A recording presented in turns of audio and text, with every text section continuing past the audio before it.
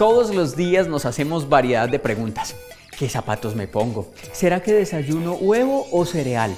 Si uno está un poquito más trascendental, a veces se pregunta, ¿por qué soñamos? Uno a veces mira hacia el cielo y se pone a pensar, está como despejado, ¿será que va a calentar mucho?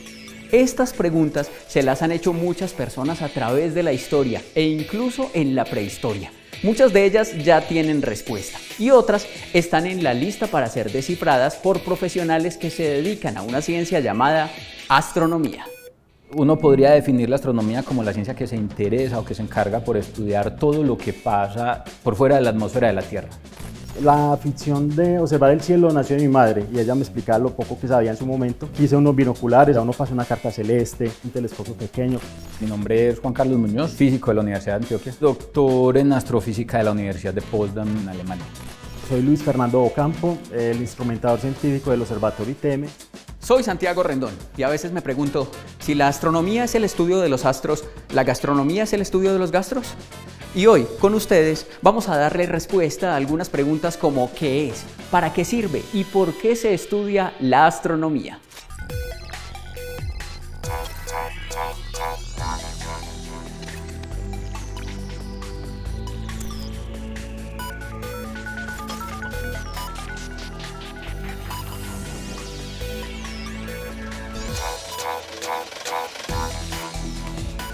La astronomía es la ciencia encargada de estudiar todo lo que hay de la atmósfera terrestre para afuera. Hasta ahí, todo bien. Pero nuestro invitado se presentó como doctor en astrofísica. Y para no dármelas aquí como que, el que se la sabe todo ya nos va a decir que es astrofísica, pues yo no sé. Y si ustedes tampoco, que sea el mismo Juan que nos cuente. Juan, ¿qué es eso de astrofísica? ¿Y es parecido a la astronomía o hay mucha diferencia? La astronomía es el campo general. Uno puede en astronomía observar el evento, estudiar el evento, caracterizar el evento, y eso no necesariamente tiene que verse como entender o buscar entender el mecanismo físico que subyace. Lo que de manera específica hace la astrofísica es eso, irse con precisión y pretender utilizar las reglas de la física que estudiamos en el colegio y en la universidad para explicar la manera como funcionan esos objetos que observamos en el universo.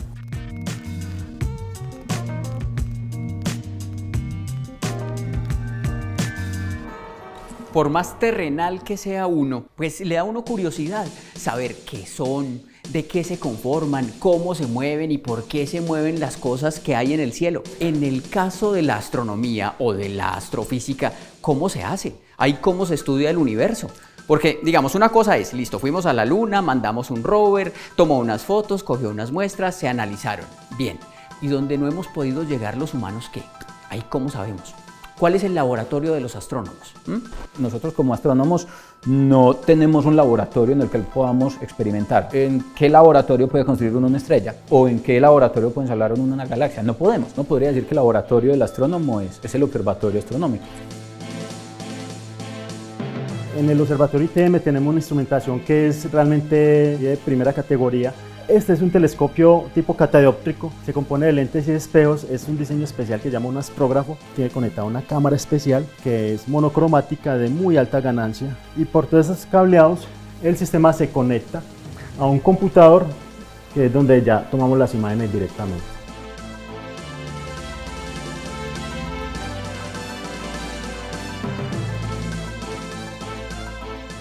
Este telescopio que tenemos acá en Cambio Santiago es un telescopio dedicado también al Sol netamente. Este es un localizador solar, precisamente este aparatico que se ve acá. Y según el ángulo de presión que le variemos acá, tiene una válvula para variarle la presión.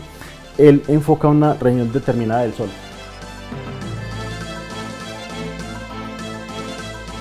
Y este montaje que tenemos acá en esta parte fue un diseño propio que se hizo para el observatorio para poder montar ambos equipos.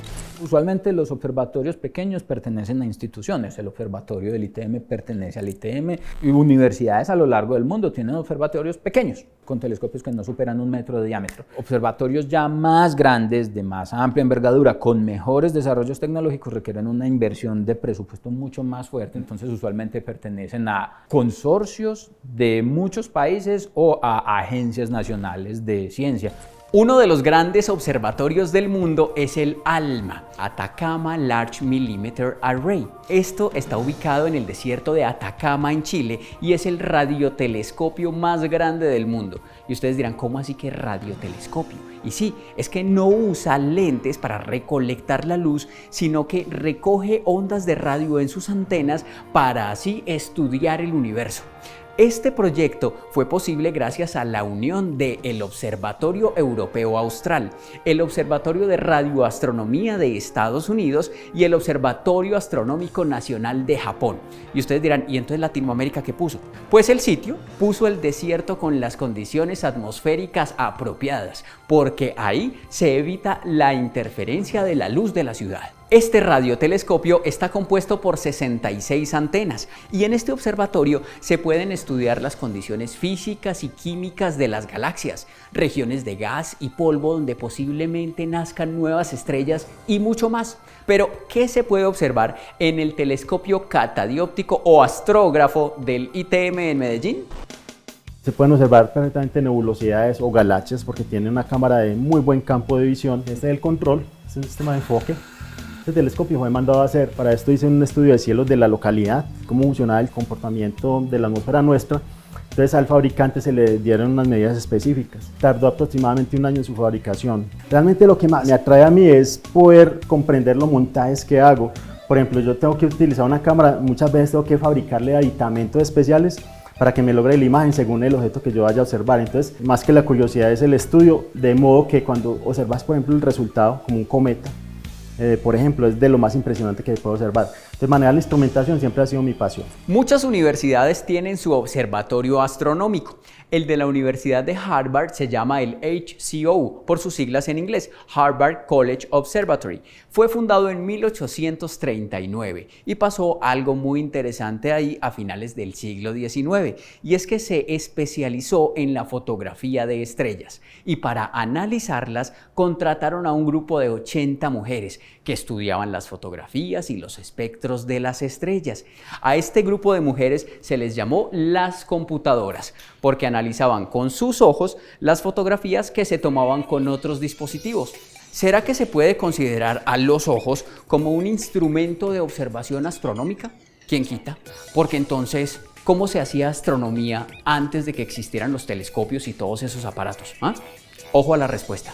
Sus ojos, en conjunto con su cerebro, son el mejor sistema de detección, el más simple de todos. Con eso se hizo astronomía durante toda la historia de la humanidad, hasta que a Galileo se le ocurrió la brillante idea de utilizar el telescopio, sea que se lo haya inventado él o no, y apuntárselo a la Luna y apuntárselo a Júpiter representa un hito, porque sienta las bases y la evidencia experimental a partir de la cual nosotros cambiamos la forma de ver el mundo. Hasta ese momento el Sol orbitaba alrededor de la Tierra con los demás planetas, la concepción del universo era una concepción completamente distinta a la que nosotros conocemos en la actualidad, y eso representa en términos generales un hito definitivamente relevante.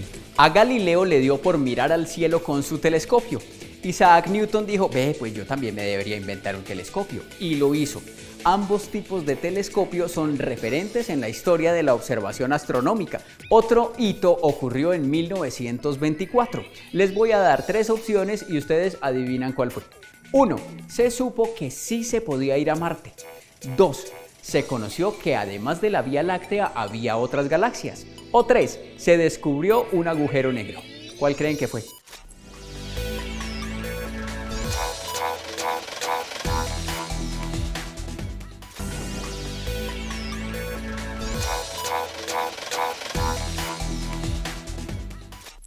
Corría la última década del siglo XIX y un niño de 8 años llamado Edwin Hubble observó por primera vez el cielo a través del telescopio de su abuelo. Los astros quedaron rondando en su cabeza, pero las leyes inundaban la cabeza de su padre, y por eso Edwin ingresó a la escuela de Derecho. Cuando su padre murió, Hubble decidió mirar a los astros, abandonó las leyes y se convirtió en astrónomo.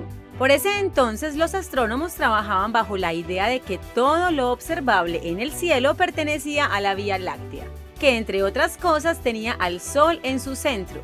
Bueno, no todos. porque Harlow Shapley tenía argumentos científicos que le permitían afirmar que el Sol no era el ombligo del sistema galáctico. Otro hallazgo importante ocurrió en 1912, cuando un astrónomo norteamericano descubrió a un grupo de nebulosas que se alejaban del Sol. Para ese entonces, Hubble ya se había especializado en la fotografía y observación estelar, y se orientaba en los cielos nocturnos como si estuviera en el patio de su casa.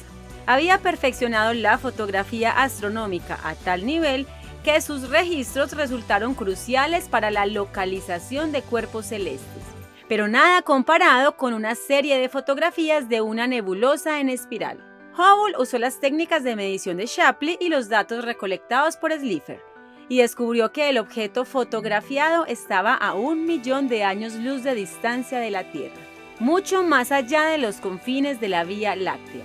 Por lo tanto, serían estas las primeras pruebas de la existencia de otra galaxia.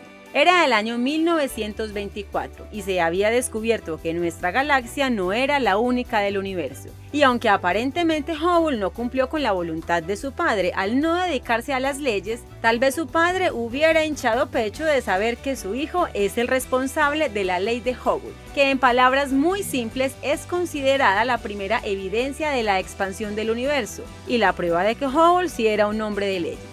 En 1924 se descubrió que había más galaxias además de la Vía Láctea. El papá de Edwin Hubble debió haberse sentido muy orgulloso de su hijo porque finalmente terminó siendo un hombre de leyes por aquello de la ley de Hubble. Además, porque descubrió la media bobadita de que en el universo hay otras galaxias además de la Vía Láctea. Y como si fuera poco, también tiene que sentirse orgulloso porque en homenaje a su hijo llamaron Hubble a un telescopio espacial que es uno de los más importantes de la astronomía moderna en órbita. Imagínense todas las fotos que puede haber sacado estando en órbita desde 1990, pero una de las más impresionantes es esta, que es una vista panorámica de parte del universo y sus galaxias. El telescopio Hubble es de tipo reflector, pero ese que tenés vos ahí, Fernando, ¿es de qué tipo? Santiago, mira, este telescopio que tengo aquí a mi lado es un telescopio tipo refractor. Ese tipo de telescopios fue el que utilizó Galileo Galilei. Esta es una modificación un poco más reciente porque aunque no se ve, internamente este telescopio trae un tercer elemento adicional, no solo uno como tenía Galileo, sino aparte de eso 3 elementos. Lo que se logra con un tercer elemento es que las diferentes longitudes de onda de la luz coincidan en un mismo plano, en un mismo foco, sin que se distorsione la imagen.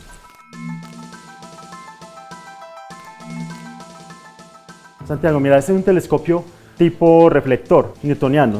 Este tiene un lente principal que se llama espejo primario, tiene una superficie cóncava con una curva parabólica. La imagen rebota ya en esa curvatura a un segundo espejo y nosotros observamos por acá. A partir del newtoniano que vimos anteriormente, de espejos, y el refractor de Galileo, por ejemplo, ya hay una cantidad de vertientes de telescopios. Entonces, el más famoso entre los aficionados ha sido el Smith-Cassegrain, que combina lentes y espejos. Según la necesidad, si querés un telescopio planetario, se recomienda más bien lo de Smith-Cassegrain, o en este caso, los apocromáticos refractores para hacer registros de galaxias y objetos extensos nebulosos.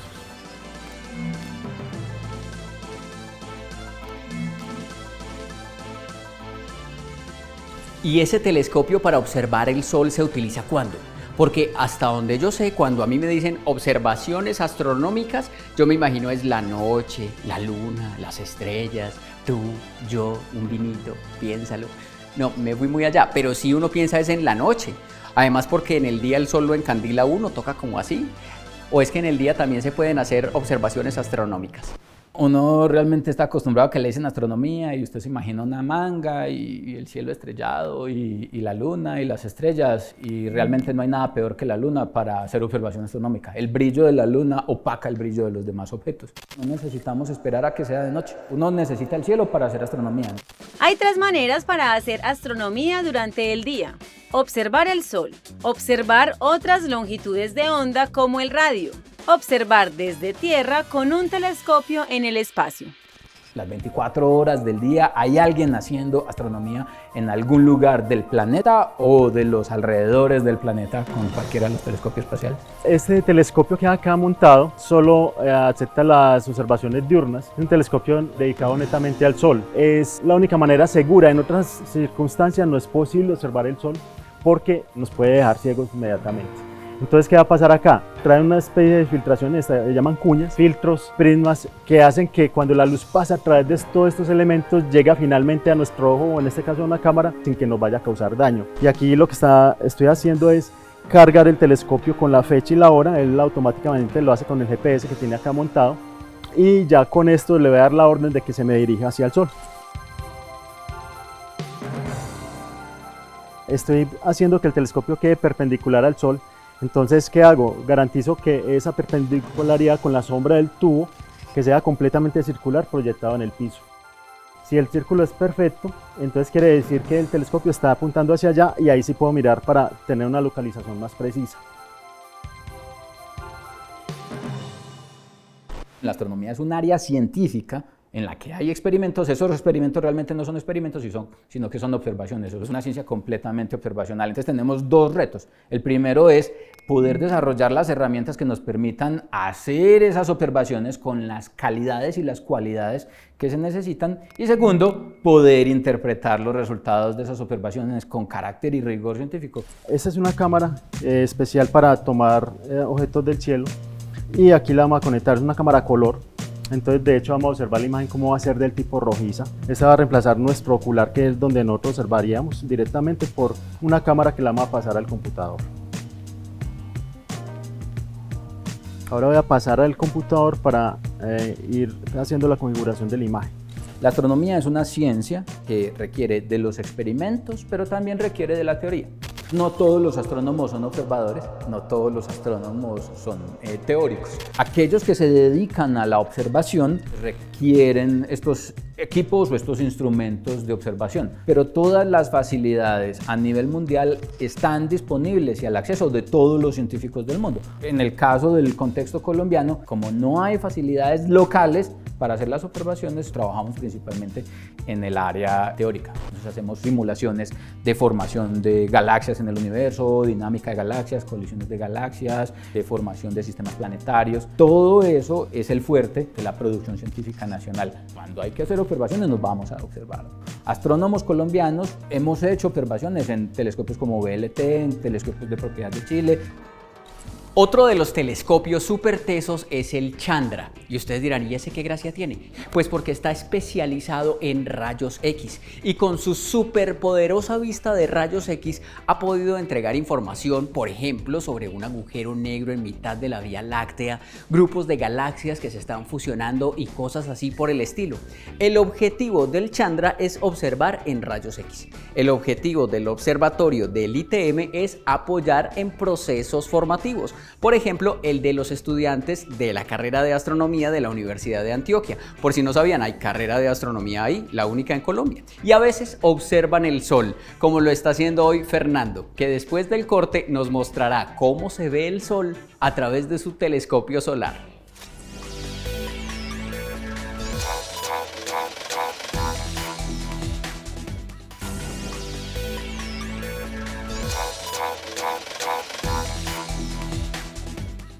Ya tenemos alguna idea de telescopios y observatorios, pero todavía me queda una pregunta por hacer. Nosotros, los que no somos muy expertos en temas del universo, pues conocemos el Sol, la Luna, los planetas, pero ¿qué otras cosas hay de la atmósfera para afuera? ¿De qué otras cosas se compone el universo? ¿O es una pregunta muy difícil? Un checklist como de qué otras cosas hay fuera de nuestra atmósfera. ¿Cuál es la lista de cosas que hay de ahí para afuera? Hay de todo, vea. Entonces, cuando uno se sale de la atmósfera de la Tierra, encuentra, pues precisamente, por ejemplo, que la Tierra está en un sistema solar, en un sistema planetario, en el que tenemos partículas de polvo en el medio interestelar. Una pequeña fracción de esas partículas de polvo que cayeron sobre su televisor son partículas que vienen del medio interplanetario. Si el televisor o el dispositivo en el que usted está viendo este programa está por ahí como medio empolvado y la mamá le grita por allá, ¡ay, mi hijo, sacuda eso!, ya sabe que le puede decir, madre, pero ¿cómo así? Si son partículas de polvo interplanetarias, harto esfuerzo tuvieron que hacer para llegar hasta aquí como para que yo vaya a sacudirlas, ¿no? Es más, no se vuelve a barrer en esta casa. Nuestro sistema solar es eso, polvo, algunas nubes de gas, el Sol, que es nuestra estrella, y planetas. Y si uno se va a escalas más grandes, pues encuentra estrellas. Muchas de ellas, de hecho, pueden albergar sus propios sistemas planetarios. Todas esas estrellas están agregadas en una galaxia. Una galaxia es un caldo grande, gigante, enorme, inmenso, inimaginablemente grande de estrellas gas, mucho gas, ese gas es principalmente hidrógeno, son nubes de hidrógeno, pero todo eso hace parte de la galaxia. La galaxia es una entre muchas, tenemos nuestra galaxia, la Vía Láctea, pero vecina a la galaxia tenemos la nube mayor de Magallanes, la galaxia de Andrómeda y el universo en general entonces está lleno de galaxias. En la imagen que estamos viendo del Sol en pantalla corresponden a algo que llama la zona facular y es básicamente unas regiones del Sol que están hirviendo, son unas burbujas gigantes que el material sale prácticamente en explosión y esas zonas blancas son de una temperatura diferente a su alrededor, que en este caso son las partes rojizas como unas venas que rodean esas fáculas. Esas zonas tienen alrededor de 1500 grados, mientras que las zonas más oscuras tienen alrededor de 4500 grados, hay una diferencia muy alta ahí. Estoy moviendo el ángulo de las cuñas del telescopio para que me observe una región específica. Lo puedo enfocar tanto en la zona facular, como en este caso desapareció, o finalmente puedo enfocar directamente en la zona de las fulguraciones, que es correspondiente realmente a la corona solar. Entonces el telescopio puede observar una actividad que de otra manera no sería posible observar, si no fuera con esta filtración especial del hidrógeno alfa. A Luis Fernando Campo, el técnico científico del observatorio del ITM, los telescopios le han servido para observar el Sol, las nebulosas y demás cosas que se pueden ver con ellos. A Galileo le sirvió la astronomía para pasar a la historia y para hacernos ver el mundo de una manera diferente. A Copérnico también, porque fue el primero que dijo que el Sol estaba en el centro, aunque no le creyeron. Pero hoy, ¿para qué nos sirve la astronomía? Aparte de para ponernos románticos, porque uno estaba con la chica y le dice, ay, mira la constelación Orión, no quiero que seas mi estrella fugaz. Realmente no a todo el mundo le sirve la astronomía para conseguir novias, pero la astronomía en general realmente le sirve a toda la humanidad. Hay muchas aplicaciones directas de descubrimientos de astronomía y de desarrollos tecnológicos en el contexto de la astronomía de las que hoy nosotros nos vemos beneficiados, GPS, cámaras digitales, imágenes médicas, por ejemplo el GPS, la calibración precisa de los sistemas de posicionamiento global y las condiciones de referencia utilizan como calibración o puntos de referencia galaxias y cuásars que se observan en el cielo lejano, profundo. La cámara CCD, lo que usted tiene en su cámara como una cámara digital, hace 30, 40 años eran los primeros detectores que nosotros llamamos SD en astronomía y que se desarrollaron precisamente para la observación astronómica y toda esa tecnología migró. Eso es un tangible, es decir, usted puede contarlo, verlo, pesarlo, pero también hay impactos intangibles en el hecho de estudiar astronomía, que es muy importante. Saber, por ejemplo, que no somos el centro del universo. Hace 2500 años caía un rayo y creíamos que era Dios, que estaba enojado con nosotros. Hoy sabemos que cae un rayo, es que es una tormenta eléctrica y entendemos precisamente el fenómeno y lo podemos controlar de alguna manera. Estudiar astronomía nos ayuda a entender el universo en el que vivimos, pero realmente es más lo que no conocemos que lo que conocemos del universo. Algo que por lo menos sí conocemos la gran mayoría de los que alguna vez hemos mirado hacia el cielo es el Sol que nos calienta y que si nos descuidamos nos quema. También sabemos de la existencia de la Luna y la vemos algunas noches. Esa Luna que vemos cuando el Sol la ilumina está llena de cráteres que tienen nombres de personas que dejaron su huella, no en la Luna, sino en la Tierra.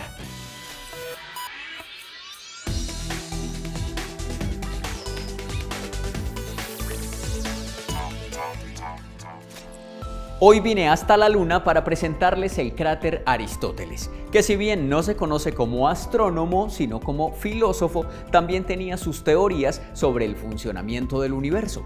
Él decía, por ejemplo, que los cuerpos celestes eran perfectos. Según esa teoría, la Luna no debería tener cráteres.